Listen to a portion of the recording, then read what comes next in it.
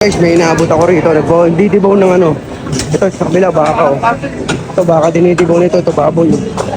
Baboy dinidibaw guys. Oh, napakalupit. Ganito rito sa palengke guys. Sa Pasig Mega Market. Ganda ng baboy nila. Oh. Tapos sa kabila, ito naman yung baka oh. Ang lapit. Kabilaan sila.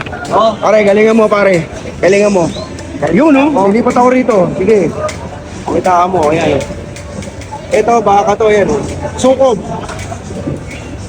Ito baboy, kasi mo, kabilaan lang yan, oh, di ba? Pakitaan mo na siyang malupit, kumagupit, yun.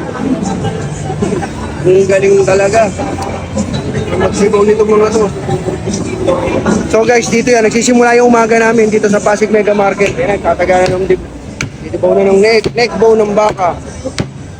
Ayun, oh, di ba? Napakasimple lang sa kanya. Parang wala lang pre, ah. Ganda ng baka niya, oh. Yung laman. Oh, ito, ulo. Ganda ng baboy niya, oh. Oh, quality. Quality, yung panong no? So, lang guys, ha. Tara, may bakang bibili.